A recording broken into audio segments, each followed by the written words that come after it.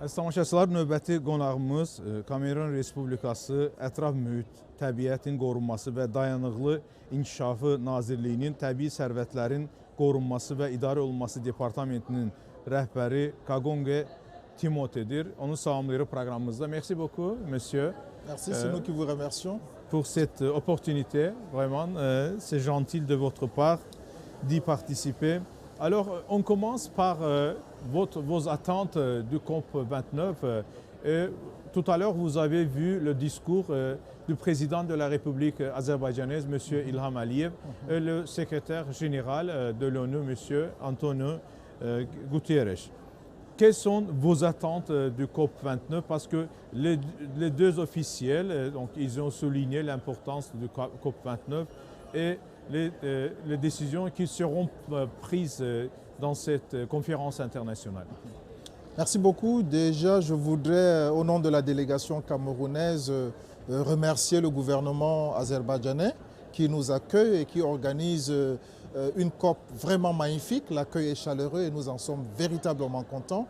Nous avons suivi les discours d'entrée du jeu du chef de l'État et puis du secrétaire général de l'ONU. Et comme vous le savez, je viens d'un pays africain qui est un continent vulnérable au changement climatique, avec les effets négatifs qui se présentent, les événements extrêmes, les inondations, les sécheresses que nous vivons et qui causent beaucoup de mal. L'une de nos attentes ici, c'est particulièrement la bonification du financement. Le financement de l'action climatique a été tellement réduit. Lorsque nous sommes sortis de la COP 21 de Paris, des engagements avaient été pris par des pays développés, accompagner les pays en développement pour une mobilisation financière de 100 milliards de dollars. Mais au fil de l'année, pendant 7 ans environ, même pas 100 milliards de dollars a été mobilisé.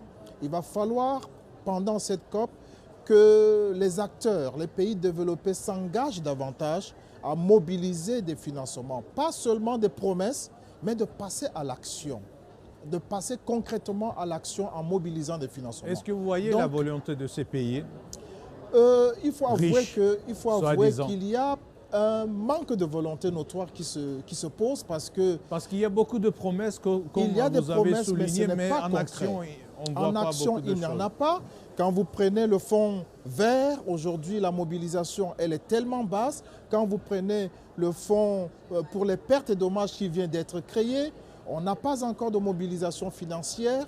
Et le continent africain et le Cameroun en particulier doit s'adapter aux mesures de changement climatique. Ça, c'est encore une autre attente. Augmenter le financement de l'adaptation. Parce que pendant longtemps, c'est le financement de l'atténuation qui a été mis en exergue. Il va falloir augmenter le financement de l'adaptation. Il va falloir régler les problèmes aussi de crédit de carbone. Depuis 8 ans, on est en train de négocier sur l'article 6.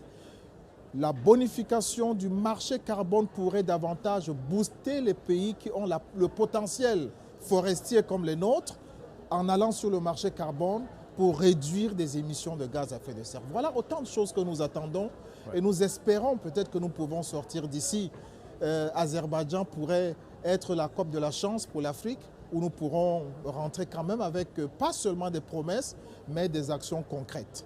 Aujourd'hui, on a signé, je pense qu'un document important, déjà premier document à COP29, il s'agissait de crédit de carbone, c'est ça? Exact. Et c'est quoi l'importance de ce résultat, déjà, donc, ce que nous avons eu ici en Azerbaïdjan? Effectivement, c'est un résultat encourageant.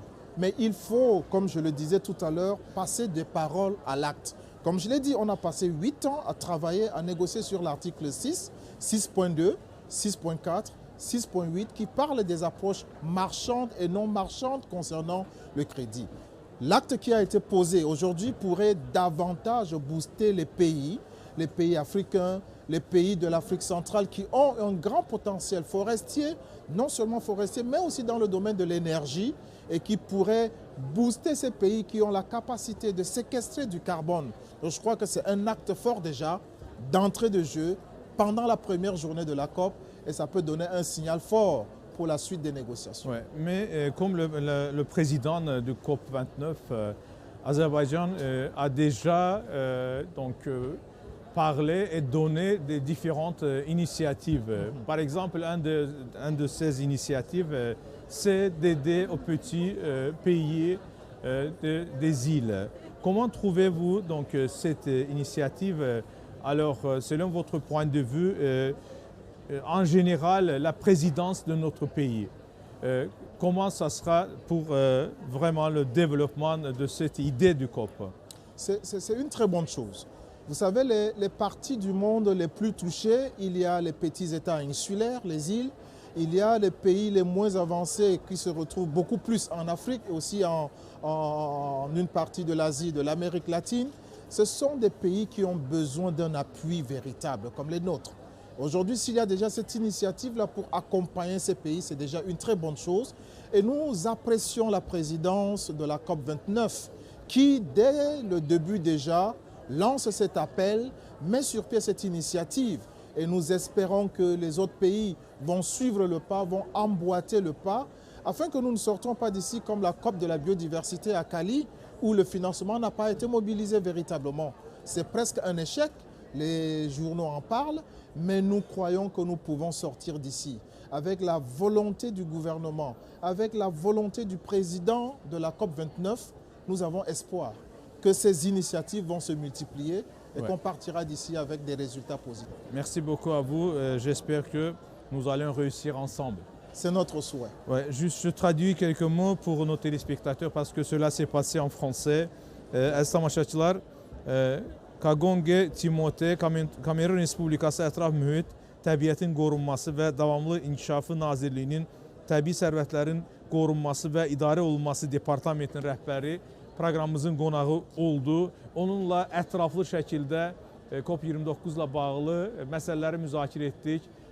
Qonağımız nə dedi? Bildirdi ki, burada həm Azərbaycan Prezidenti cənab İlham Əliyevin, eyni zamanda Birləşmiş Millətlər Təşkilatının baş katibi cənab Guterresin çıxışını dinləyib və bütün iştirakçılar dinləyiblər.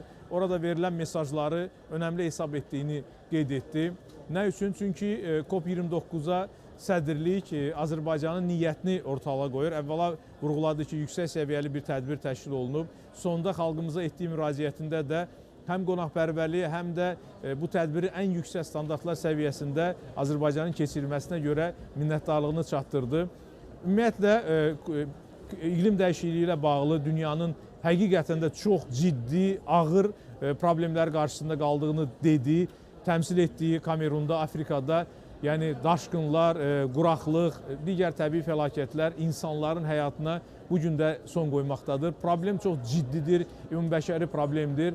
O, xüsusilə inkişaf etmiş ölkələri qınadığını söylədi. Bildirdi ki, yəni həmin ölkələrin təmsilçiləri bu cür beynəlxalq platformalara gəlirlər. Bəli, bu problem ciddidir. Mən soruşdum ki, onlar ümumiyyətlə bu problemin nə qədər ağır olduğunu başa düşürlərmi? Əlbəttə başa düşürlər, söylədi. Lakin təəssüflər olsun ki, danışırlar, təkliflər irəli sürürlər, amma biz onlar üçün hətta bütün yol xəritəsini belə işləyib hazırlamışıq.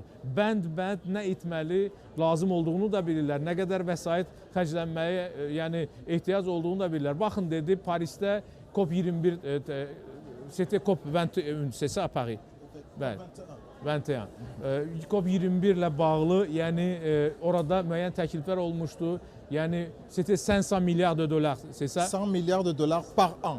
Par an, 100 milliards de dollars. 100 milliards de dollars mais par an. Mais ce n'est pas réalisé, c'est ça? Mais ce n'est pas réalisé. Même pas 100 milliards. On n'a pas atteint 5 milliards en 7 ans. OK. Bildirdi ki, yəni hətta Parisdə 100 milyard dollar hər il bu məsələlərə xərclənməsi nəzərdə tutulmuşdu. Amma bunu da həmin ölkələr vermədilər, reallaşmadı bütün bu proseslər, projelər, təəssüflər olsun. Bakıda biz yəni yeni qərarın qəbul olunduğunu söylədik, karbon kreditləri ilə bağlı.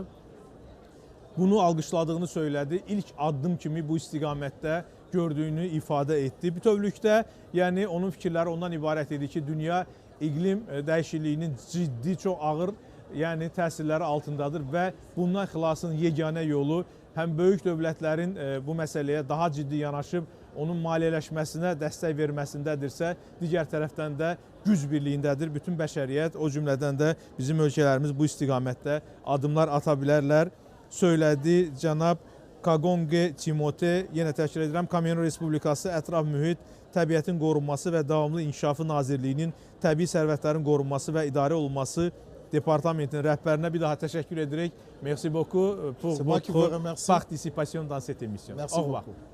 Beləliklə, əziz tamaşaçılar, qonağımızla müsahibəni yekunlaşdırırıq.